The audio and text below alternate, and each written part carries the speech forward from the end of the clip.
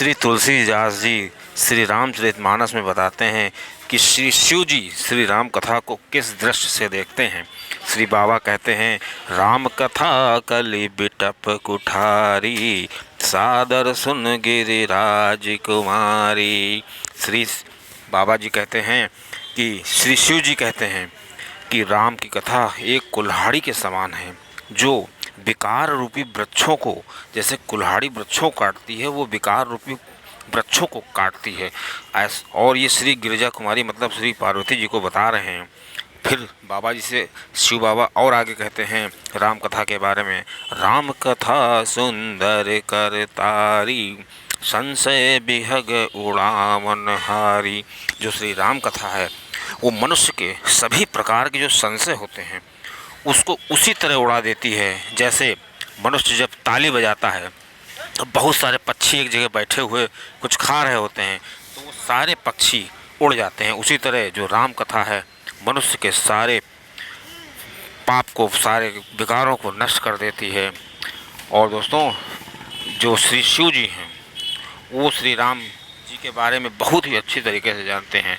और एक चीज़ आपको और बता दें कि श्री राम जी की कृपा बिना शिव की कृपा के नहीं प्राप्त होती है। और इस का श्री तुलसीदास जी ने अपने काव्य श्री रामचरितमानस में लिखा भी है। मेजर टिप्स सिग्नम चैनल में आपका स्वागत है। आपको जानकारी अच्छी लगे तो वीडियो को शेयर करिएगा।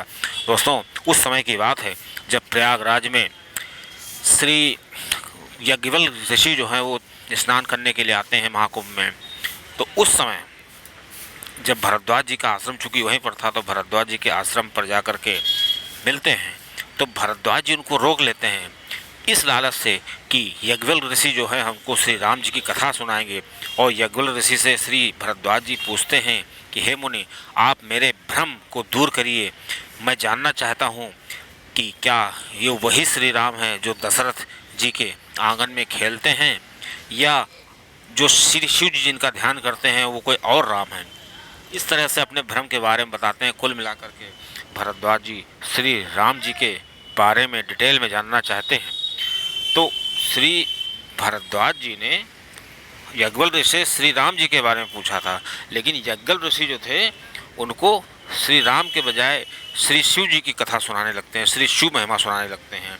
अब दोस्तों, आप ये समझ लीजिए कि श्री रामचरितमानस में लिखा है कि श्री शिव जी की जो महिमा है, श्री शिव जी की जो कथा सुनता है, कहता है, जो नर कहता है वो गाता है, उसका सभी तरह मंगल होता है। श्री तुलसी बाबा ऐसे लिखते हैं, यह उमा शंभु विवाह जे नर नारी कहें जगावहीं। मतलब हे उमा, श्री शिव जी कहते हैं हे उमा, ये ये श्री तुलसीदास जी कहते हैं कि श्री शिव जी की कथा जो कहता है और जो गाता है, सुनने के लिए नहीं लिखा है, उसका क्या होता है, कल्याण काज विवाह मंगल सर्वदा सुख पावहीं।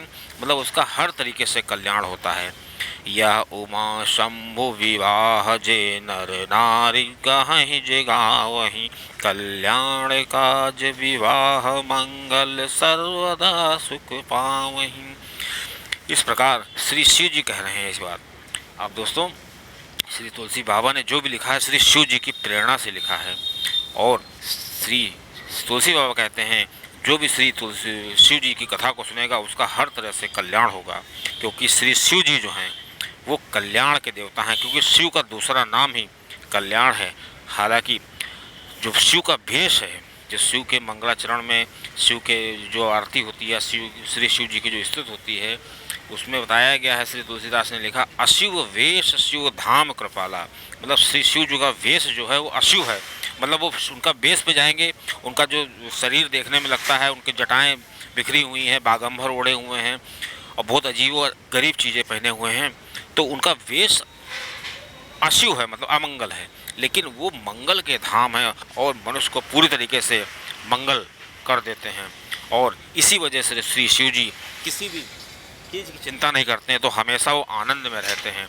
और इसी प्रकार हमें श्री शिव जी से चरित्र से सीखना चाहिए कि आनंद में रहने का अगर स्वभाव मनुष्य का बन जाता है तो मनुष्य जो होता है अभाव में भी आनंद में रह सकता है, और उसको जीवन में कभी भी अभाव ही किसी चीज़ का नहीं लगेगा और हमेशा वो मस्त रहेगा। ऐसा श्री शिव जी के चरित्र से हमको पता चलता है। अब दोस्तों आगे जो बात चलती है कि भारद्वाज जी जो है उनसे प्रश्न करते हैं यज्ञवल्क्य ऋषि कि हमको बताइए कि ये राम कौन है। उनका प्रश्न इस प्रकार से तुलसीदास जी लिखते हैं, राम कौन प्रभु पूछहूँ तो ही। बहुत सीधा सा प्रश्न था भरद्वाज जी का कि राम कौन प्रभु पूछहूँ तो ही, कहीं बुझाए कृपा निधि मोहि। प्रश्न उनका बहुत सरल था, लेकिन उत्तर में यज्ञवल्क्य ऋषि उनको श्री शिव जी की कथा सुनाने लगते हैं।